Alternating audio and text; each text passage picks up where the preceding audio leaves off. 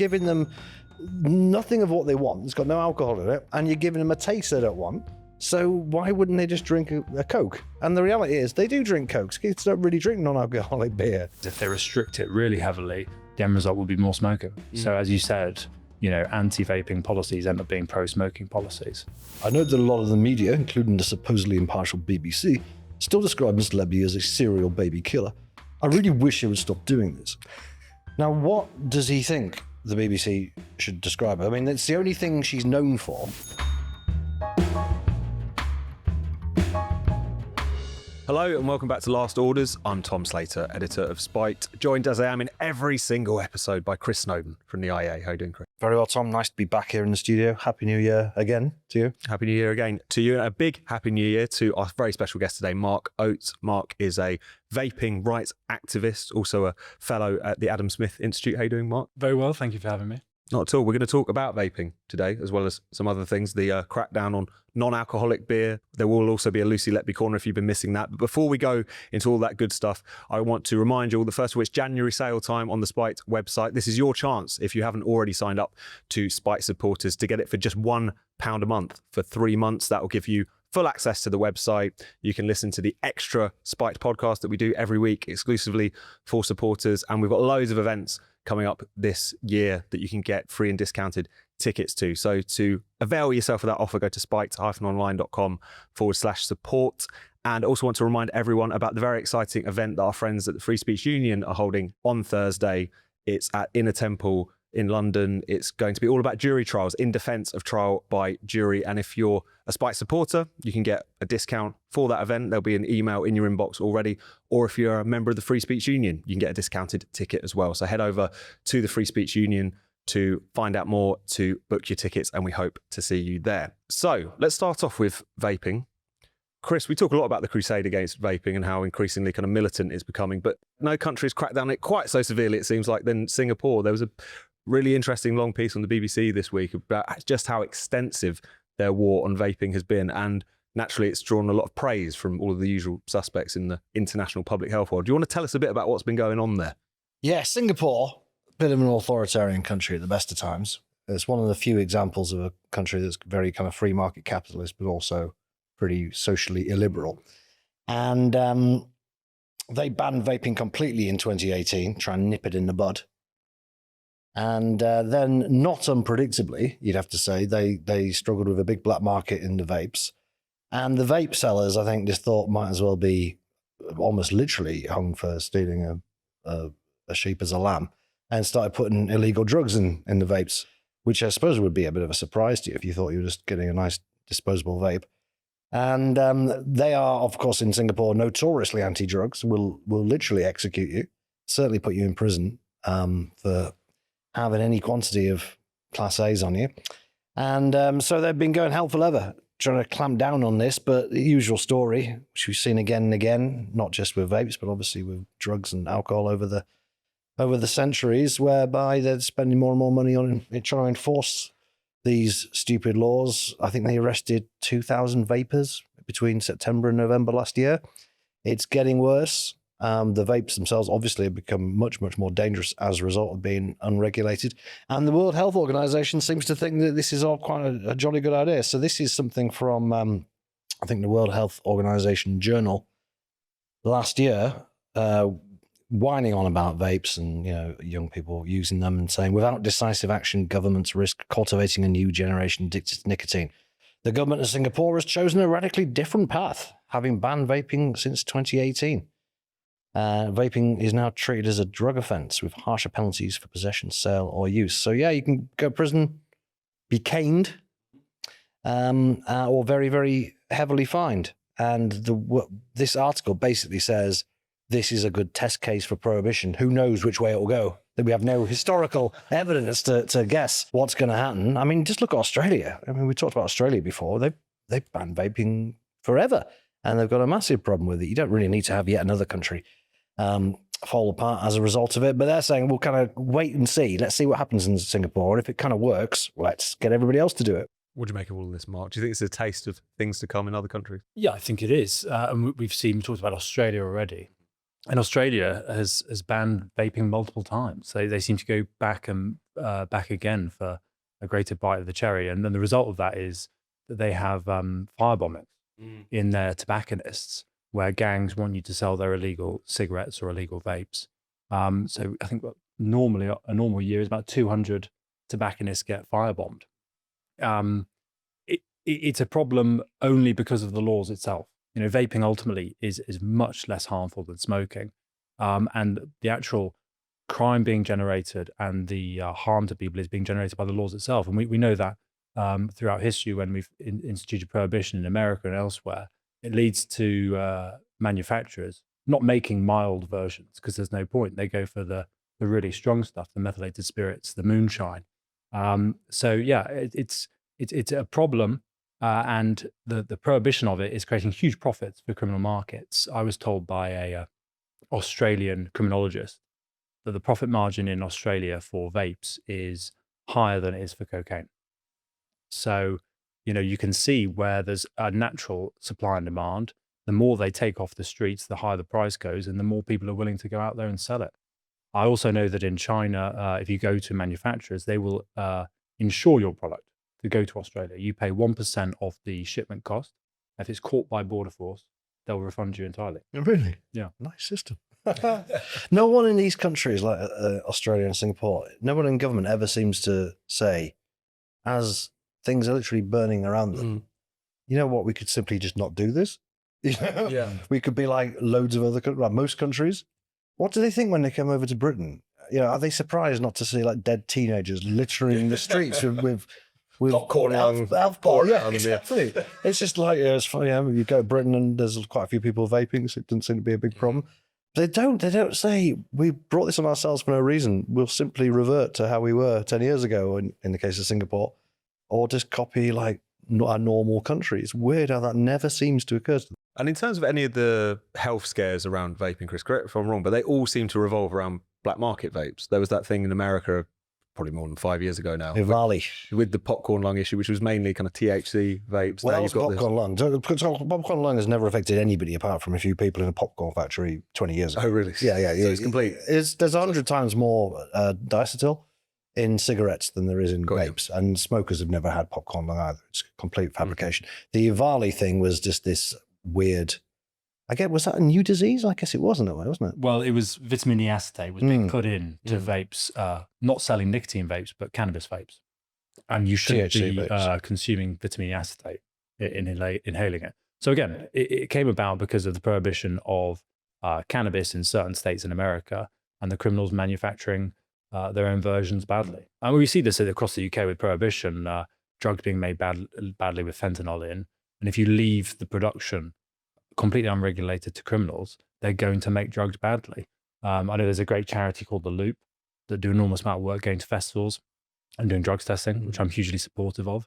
It operates in a grey area because basically the police force has to kind of agree that they're okay with ignoring the law effectively. But by having a good drugs testing system in your country, you can prevent a lot of young people dying because you can warn people, oh, don't take the Spider-Man pill because that's got a large amount of fentanyl. Right. And Chris, in terms of the Singapore example itself, do you think there is a chance that this will be replicated? They seem to have adopted a pretty harsh form of the precautionary principle where vaping is concerned. And it does kind of key into, even in your average discussion of this issue, that sense of we don't really know the full effects. So is this something which you're going to... I mean, I don't expect Britain or anywhere else to start caning people for having a vape or going quite to the extent that we've seen. But do you think the mood is turning against e-cigarette? Oh, for sure. Yeah. I mean, the UK, everything is going the wrong direction. Mark can speak to that, I'm sure. The EU are going to start having... They want to have a EU-wide tax. They've got a tobacco products directive, which will probably restrict vape flavours and packaging and all this kind of thing. All of which goes in the wrong direction, is bad for public health, as it turns out. I just saw something this week. Canada banned nearly all flavours, and there was a 9% rise in cigarette sales. The headline was like, unexpected effect of flavour ban in Canadian provinces. Like, this literally happens every single time, every single place you do this. And it's fairly obvious, just looking at kind of just normal incentives, that it would happen. Like, there's nothing in the least bit unexpected about it. It's mad that they think that flavors are just for kids. They're not. Adults like flavors, and I like to vape iced cola for whatever reason. And in other areas of policy, when we see young people doing things such as drinking alcohol, which we all did when we were younger, below the age of 18, and they're still doing now, it's certainly a larger problem, if you call it that, than vaping is. You don't then have the government calling for banning adults consuming alcohol flavors, saying we can only drink methylated spirits. I think ultimately the reason is simple. When you have a large body of the population consuming a product, the government can't take those kind of steps. Because vapers are a largely minority, 10, 11, 12% of the population, it's much easier for them to get on board. The people that just don't do it and they just don't like it. Yeah. When you've got 60, 70, 80% of people drinking alcohol, that's not going to happen.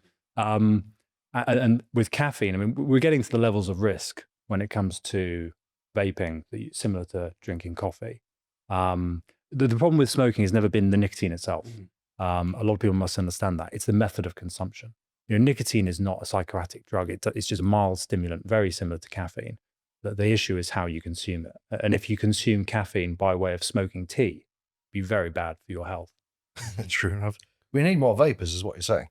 Well, We need to Go push. get the numbers up. Why are there so few vapors? It's meant to be really addictive. No, especially because A lot of these kids have supposedly tried it, but none of them actually do on a regular basis. And They need to make it more addictive. And what are the number of vapors in comparison to smokers? Because I mean, It's exactly the same now. is it exactly the So same? yeah, it's like 8%. No, more than that. it was So, 5.6 million vapors, I think. That's right. The latest figure. That's interesting because the one thing, with the exception of the UK, but one thing that is quite funny is that you have countries which are moving towards banning vaping, certainly clamping down on it quite hard.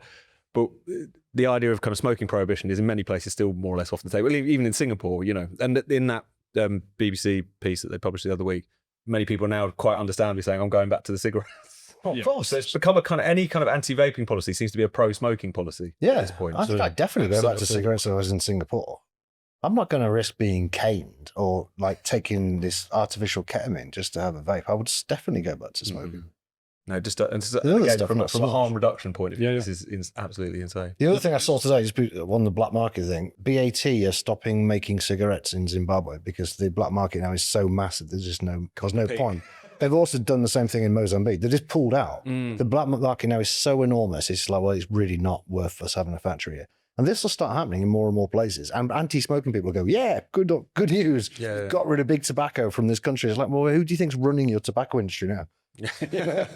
Organised crime, big tobacco, pick your poison. Mark, on the UK, what do you think we have in store where vaping is concerned? I mean, we do have the tobacco and vapes bill, which is worth remembering the latter half of that, which basically does seem to be, as Chris has put it previously, a kind of enabling act for Wes Streeting, gives him a lot of sort of discretionary power to do what he will. Wes Streeting, as well as being a militant anti-smoker, is also a sort of militant anti-vapor as well. He seems to really dislike it. Do you think that alongside the kind of policies we've already seen announced, that more full-blooded crackdowns are on the horizon here? I think he's naturally sort of an anti-vapor, but I think he probably is being held back by the large body of evidence and the people within the scientific community in the UK who are telling him, actually, no, this thing's helping save lives. I think the biggest thing is probably going to be a potential flavour ban. And there'll be a consultation on that probably later this year if the bill finally gets through. It's been incredibly slow.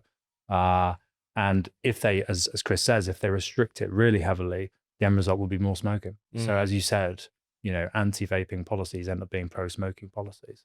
But we've got an enormous issue on the number of smokers that think vaping is more dangerous than smoking. Yeah, absolutely. Even though there's such a large body of evidence, and even our Public Health England came out and said it was 95% safer. And you're not going to quit, are you, if you think it's more dangerous? And the amount of people I know that have said they quit smoking through vaping, but then suddenly got jumped on by loads of their friends and family saying you shouldn't do that. But yeah, those same people weren't jumping on them telling them not to smoke. So it's a real problem. Yeah, the path is worse. And there's one of my pet subjects is Swedish snus. And the story of Swedish snus is remarkable. Effectively, they have the same level of consumption of nicotine in Sweden as they do in the UK and most of Europe, but they don't have anywhere near the level of health harms. They have the lowest health harms amongst men because they're the ones that tend to use it than anyone else in the rest of Europe. And that was banned in the UK in the 1990s. Over these same fears we're hearing now about vaping, which is youth uptake. The irony is, if we'd allowed young people to use it, they would have transitioned in the same way as a society we're supposed to be transitioning to electric cars, and we wouldn't have many smokers in 1990s. People who are 45 now. Like Sweden doesn't. But we have to thank Edwina Currie for banning it. She banned it and she persuaded the EU to ban it. I don't think there's any law that the EU has instituted that I can find that has effectively killed more people. From about hundreds of thousands of people have died because of this choice. And Edwina Currie, of course, when I speak to international audiences, they don't know who she is. So I like to tell them about how she's known in Britain for screwing over 3 groups of people. One of those is the farmers, when she caused the salmonella scare and had millions of chickens put down. The other one is the snooze users, like myself. And then thirdly, of course, she screwed John Major. Boom, Great. boom. The greatest betrayal of all. Well, we're talking about gateway drugs, Chris. Should we talk a bit about this? Yeah, they're 2 Lucid similar topics. crackdown on non-alcoholic beverages. Incredible stuff, really. It does suggest, as you put it in a recent piece, that they're just running out of things to ban. I hope so. But no, the government is particularly interested in cracking down on low or no alcohol, beer in particular, but booze in general, I'm sure, because of fears that it's a gateway drug for young people to drink alcohol. Yeah, Do you want very similar to the vapes, isn't it, in a way? But in this, also kind of almost the reverse of it.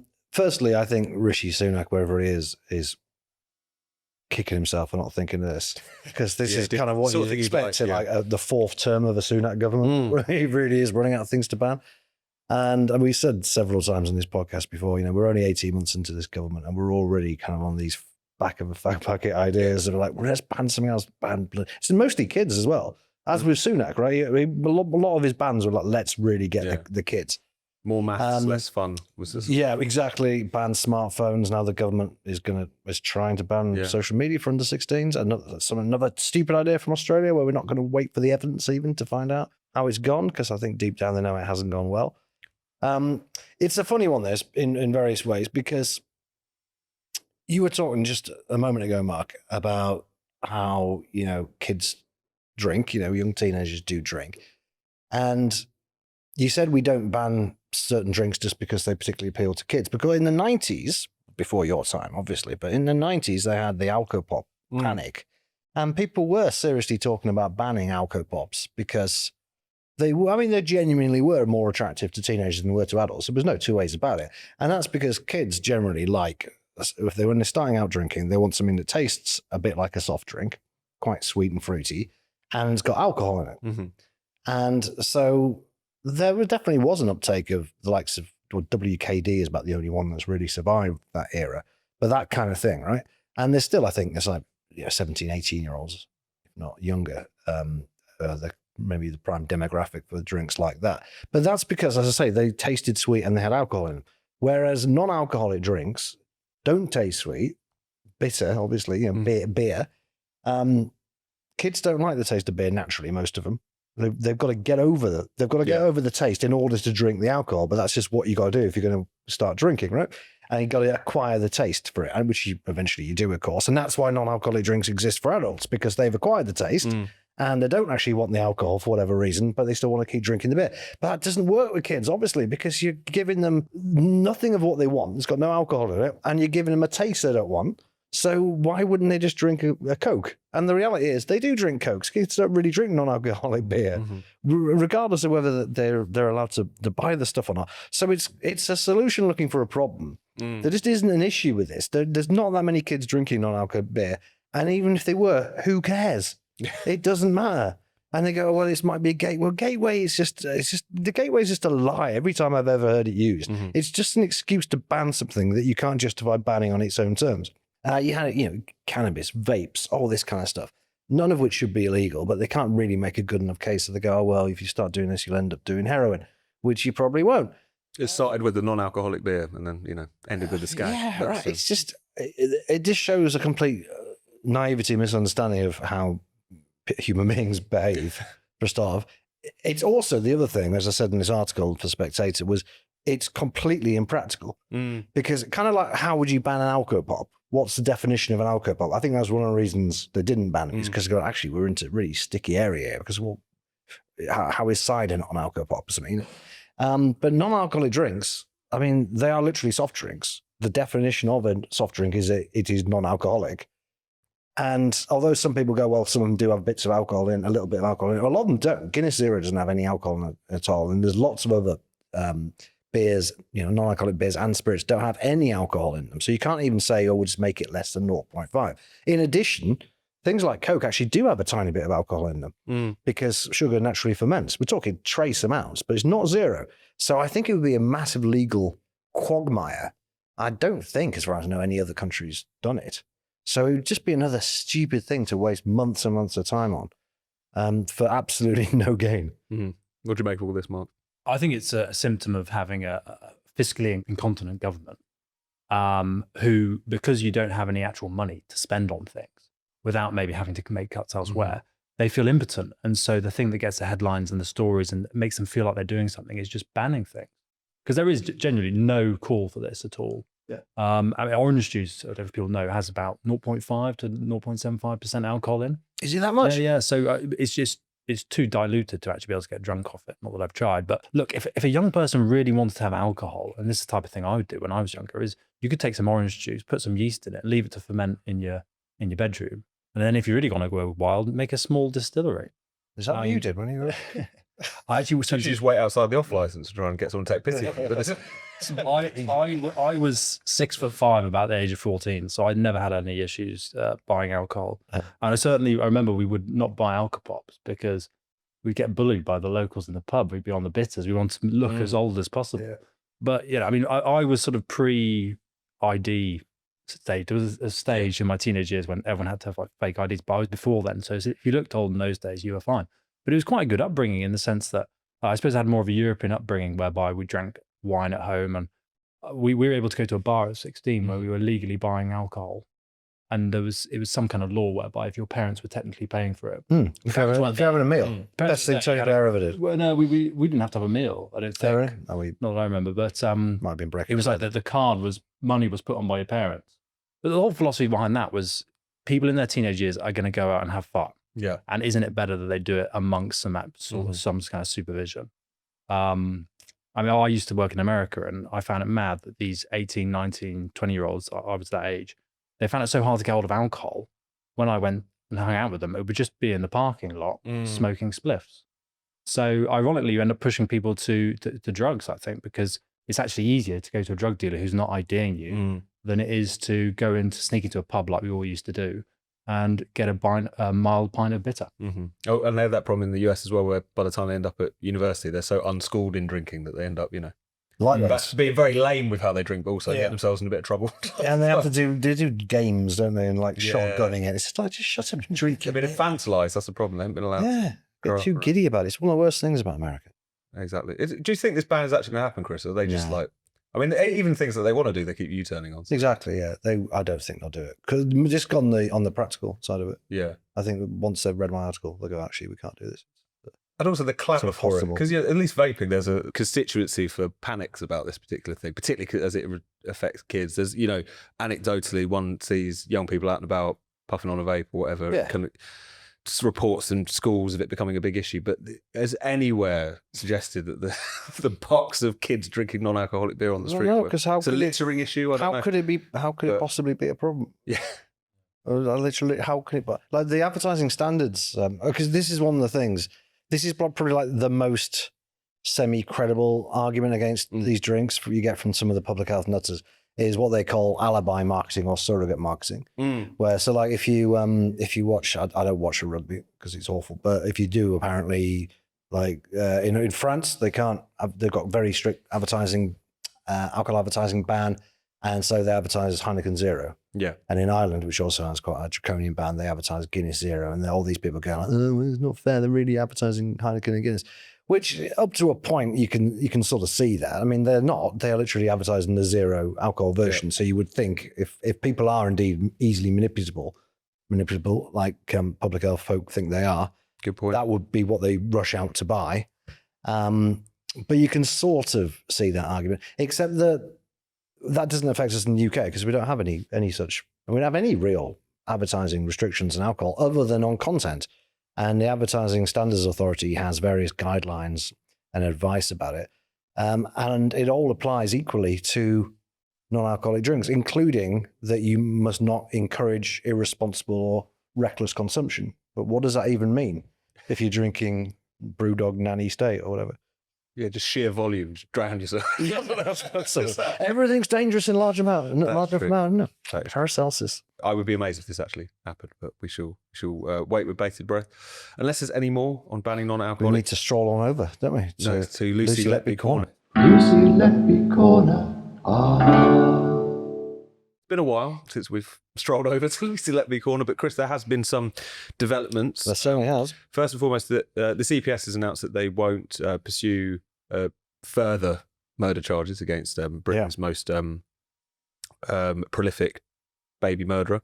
And amongst the usual suspects, this has led them to say that all of our other convictions should be revisited, as they say, in relation to any news on this front in any direction. Do you want to talk us through what the CPS have said here and also what the reaction to it has been? Certainly. So Chester Police handed over a large file of evidence last year related to about 10 or 12 further possible murders and attempted murders in Letby's career, both at the Council of Chester and previous employer, Liverpool Women's Hospital. And the CPS has said that they don't think it reaches their evidential threshold. In other words, they can't be confident of a conviction, so they'd rather not go ahead. Chester Police put out quite a spiky response saying, come on, like, there's loads of good evidence, basically. And so that's it. Now, as you can imagine, the Letbyists are taking this as proof that she was innocent all along. In actual fact, the interesting thing, a comment from, I think it was someone from the CPS, I could be wrong. It was along the lines of, the whole Letby thing now is such a circus that we can't be confident we're going to get a sensible jury to look at this properly, basically. And Mark MacDonald, Letby's barrister, lawyer, solicitor, whatever, the biggest clown in the Letby circus, really, he could just kind of keep filtering out juries, and go, oh, we don't like this. And basically just try and end up with 12 like thirsty old men or swivel-eyed young women, which is Letby's main constituency.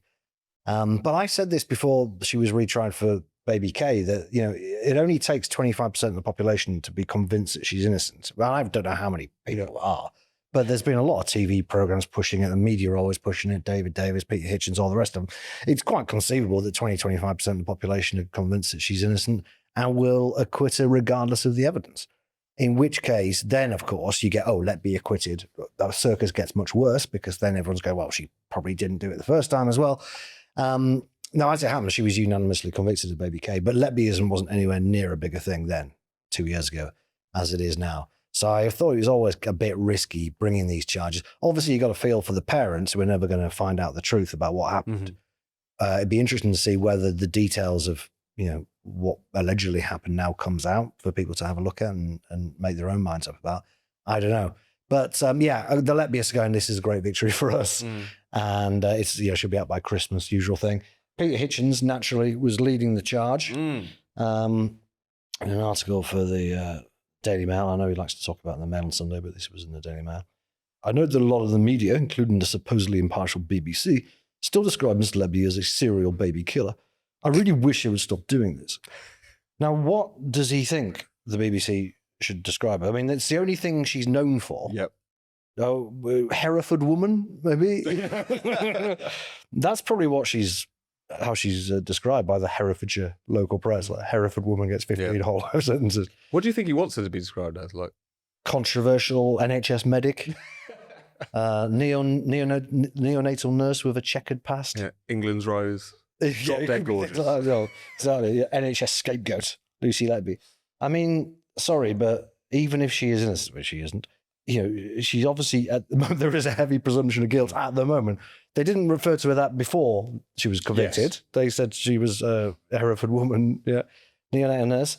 Then she got convicted. If she's ever acquitted, they will say, wrongly convicted, whatever. But at this moment in time, we have a way of establishing innocence and guilt in this country. And though Hitchens might disagree, there really isn't any other way I can see to describe her. The headline of this was the first faint whisper from the establishment that a jury might not have convicted Lucy Letby if they'd known what we know now.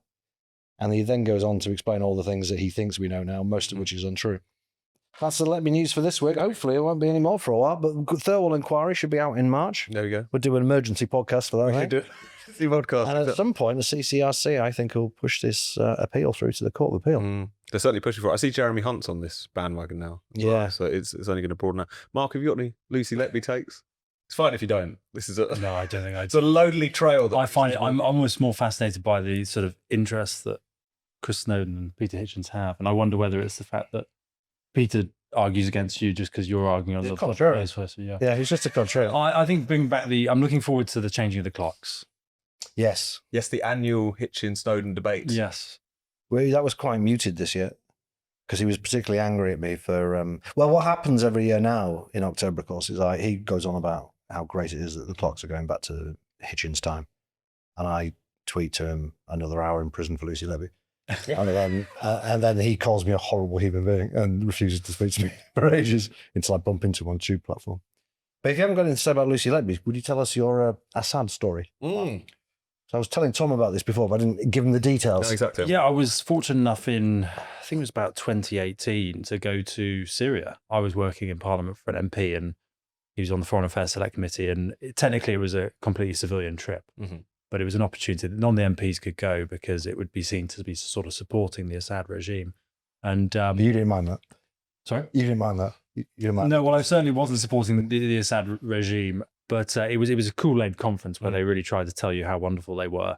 I remember speaking to NGOs before I went, and I asked for what should I ask about, and I asked the foreign minister about the fact that Médecins Sans Frontières had said they couldn't get medicine into rebel-held areas, and the foreign minister there, smoking a cigarette, just said Médecins Sans Frontières are with ISIS.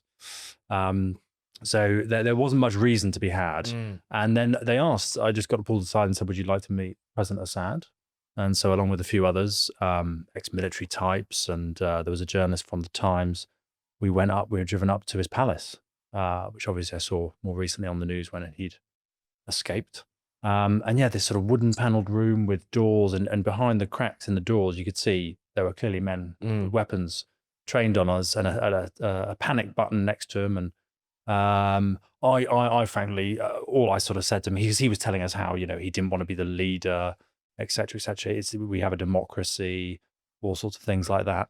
So I said, well, if you really, don't want to be the leader and it's a democracy and you guys have already won this war, would you ever step down then? Why don't you step down sooner rather than later, announce your sort of program to leave? And he oh yes, I'd love to. I'd much rather be on a beach in Syria. So I just said, well, okay, step down and I'll buy you a cocktail. And he obviously didn't step down, didn't take my advice, and that's where I got him. So He didn't shoot you either. Which I thought was a bit lucky. Had he stepped down, then it wouldn't have happened the way it was. He could have gone to Russia sooner, perhaps. Yeah, there was a moment because they didn't check our bags, as far as I'm aware, when we went through the border. So I did think I could have a Glock 17 with me right now and just pull it. And yeah, I don't think I would have survived very long. Did it? You could have gone in with a gun. I'm pretty sure it would have been very easy because we had across the border from Lebanon, there was no checks at all. That was a ballsy move, I think. Shooting President Assad? No, just saying what you said to me.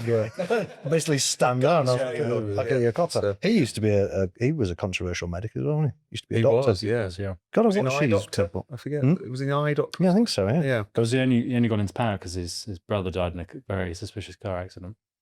Yeah, he could have still been an eye doctor. Yeah. Ploughing his trade in Russia somewhere now, no doubt. Right, should we go to our final round of questions? Starting off, Mark, with the theories round, which you still need to do a jingle for, Chris. That reminds me. Yeah, okay. I think it's got a established theory. now. Much. That's I've got a theory, by the way. Let's roll the pitch then with yours. What's your We'll latest? start with mine. Yeah. It's quite a broad one, but Gives Mark a bit of time to think. yeah. The economy's been rubbish for 20 years now, nearly. And look, there are a huge number of things that the government could do to reverse that. Some very easy things, on planning and welfare and all kinds of things. But do you ever think that really the economy is basically flat because it's the British public's fault? They're just thick and lazy. I think increasingly that is the issue. If you deal with most people in any kind of business environment, they're just useless. things, people say they'll ring you back when they don't ring you back. If you want to have a phone call with anyone under the age of 40, you've got to get text message going on. Have you free to have a chat next Thursday? So just ring me up. Just nothing is happening like this. We just started opening the snooker club I go to. We just started opening on a Friday afternoon because there's so much demand now for playing snooker on a Friday afternoon because everyone's working from home. No one's doing anything. And you can say, well, the economy was doing all right up until 2007. Half of those people who were working then are retired now. It's not the same people. And so it's the young people in general. No, not you. Well, everyone, people my age, everyone. I mean, it's got worse since COVID, but I just think it's amazing, really, when you speak to the average person in this country, we're not in a permanent recession. Most people are just absolutely useless. And you can do all sorts of things. Also, from the government can make things easier, make things better. But I don't think it would fundamentally change the fact that maybe in my jaundiced opinion, and I'm being a bit pessimistic about it, I just think it's the British public's fault, really. And I'm surprised that I think probably the government is as frustrated with us as they are. We've let ourselves down. We've let everyone down. Yeah, I just think, let the economy down. Yeah, meet us halfway. Try and do something. Get up, look lively. It's just hopeless. Most businesses you work with, absolutely useless. And people are sat around every time. If you go into go into a lot of business, to say a car showroom or something like that, there will just be a phone ringing all the time, constantly. No one even thinks to answer it. So it's the phone thing in particular that's bothered you? It's a symptom of people not being bothered to do anything. Yeah, the fact that the phones are constantly going unanswered. Yeah, it's not just that. Young people are funny about the phone in particular. Well, they just have him turned off. They will constantly stare at it and then go, sorry, I missed your call. Well, Exactly. you never take your eyes off it. So They're don't funny really about believe picking it. up phones, particularly around. They won't take calls. Yeah. They want advance notice that you're going to phone them up and the exact time you're going to do it. Isn't it funny? I'd be with you if you're just bashing the young people, but extending that prejudice to everyone doesn't sit right with me for some reason. That's because my I think selective people are prejudice. worse, don't get me wrong. That's okay. But everyone's been sucked down into this kind of spiral of laziness and stupidity. Would you like to see sort of the same kind of tipping culture they have in America, whereby good customer service is really rewarded there?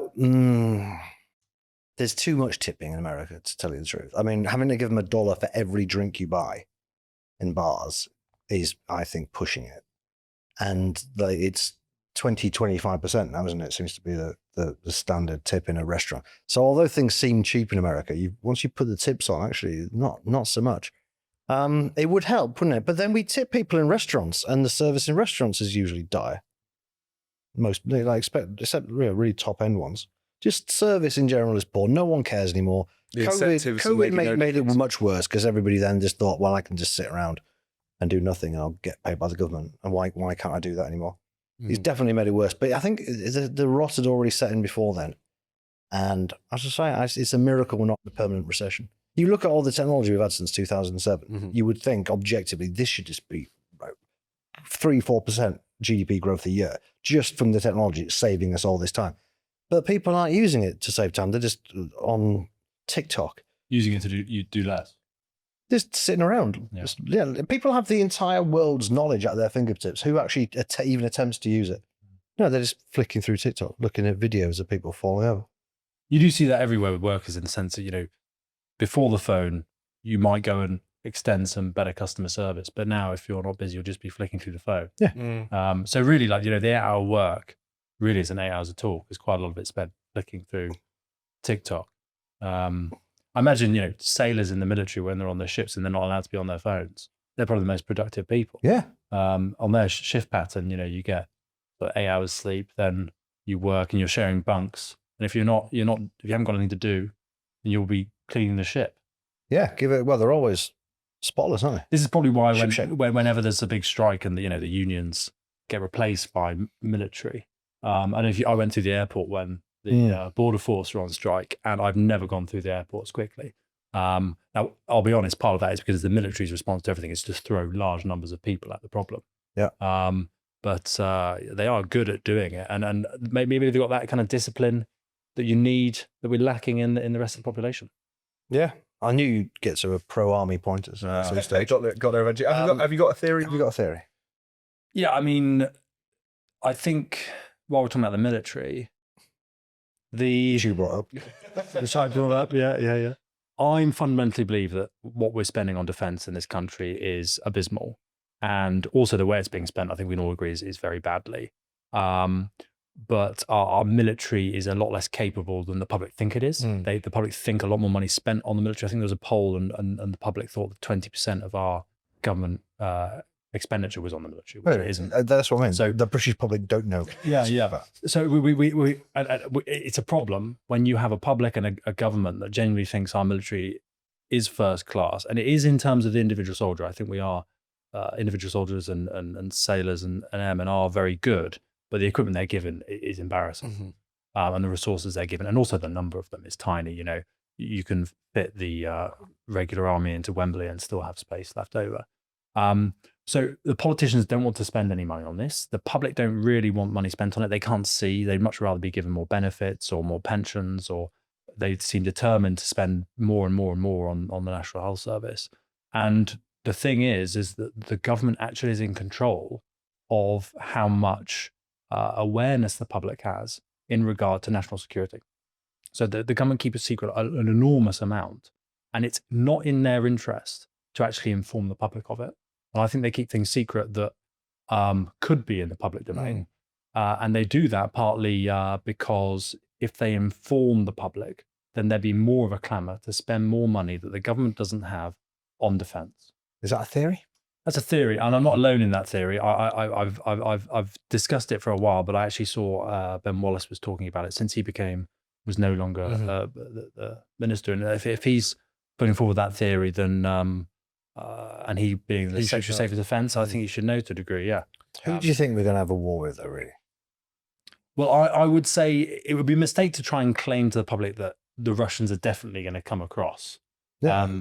But I think it's not going to be a case of clear-cut war. It's going to be a case of pushing around the edges. But let's be honest. If a war did come, the British public are wholly unprepared for what war is like now. I am, because I can't imagine fighting anyone. I think it's complete nonsense that we're going to be fighting the Russians. They're losing tens of thousands of men a month in. Yeah, but as I said, it won't be necessarily. It'll be French, I'd be up for. Asymmetric war. Asymmetric warfare, and you know, when we send these 5,000 or so troops to Ukraine, it's not going to be clear cut that it started. It's not going to be the sort of Cold War stories you hear. It's going to be, Russians, how can we nudge it? Kill a few British soldiers. Well, let's not send any troops to Ukraine. Let's stick to our. But of course, doesn't have to happen in Ukraine. It could happen. Light them all up on the south. Put out in Greenland. We might fight the Americans in Greenland. Yeah. I think that'll be a short war. I think the strategy with Greenland has to be sort of wait it out for the next president, right? He said it had told Trump. He said he's not going to use force, so that's the end of that. Well, his word is. I don't know. What about drones? Should we just invest in lots and lots of drones? Isn't that the future of warfare? The thing that we are. Probably not. But the thing to do is. So maybe we can make a few squaddies redundant and get more drones. Yeah, I don't think there's enough squaddies left to make redundant. The way to do it is actually get Ukraine, who are the leaders in Europe on drones, to build the drones, and we can invest in that. And then when the time's right, we can buy from them. The problem is if you buy drones now, in a year's time, they'll be redundant. Yeah, obsolete. There we go. Have you got a ban, Mark? You are a dictator. A ban. What would I ban? How about marriage? Marriage. Okay. Speaking from experience. Blimey. Yeah, I'm 3 years married, and I've had enough. Yeah. No, I suppose abolition of state marriage. So the people really, their only interaction with the contract you sign when you get married is when you get divorced, and people are completely unaware of what that contract entails. And I think a libertarian form of marriage where everyone has to create their own contract between two people would be beneficial. Basically, everyone would have a prenup, as it were. Which I did try and instigate in my marriage, but my wife flat out refused. Well, that's where it falls down, isn't it? This idea. Well, though by abolishing state marriage, then my wife would have been forced to have a. Well, you had been forced to renegotiate your terms. Yes, exactly. But it would be it's an interesting debate to have because, I love my wife. I'm sure I'll never get divorced. It's not in the plans anyway, but it does happen to some people, and I think people do maybe realize about the person that they married at the wrong stage, where maybe if you could have that discussion, put it down in words, agree to the contract and say, yeah, if this happens, then you'll get half of my assets, because ultimately that's what happens for men, right? Do you think people are unaware that that's what's going to happen?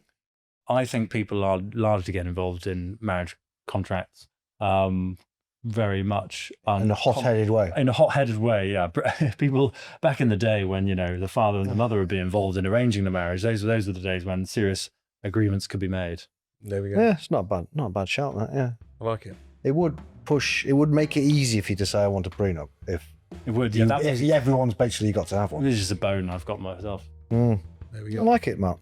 Like it. Ban marriage, get your £1 a month offer, get your tickets to the Free Speech Union event. Juries can be trusted, just maybe not on Lucy Letby, and we'll see you in 2 weeks. I hope you enjoyed this episode of Last Orders. If you're watching this on YouTube, make sure you subscribe and click the bell so you never miss another spiked video.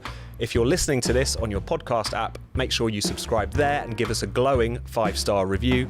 And if you'd like to get in touch with your questions or ban suggestions, email us at lastorders@spiked-online.com.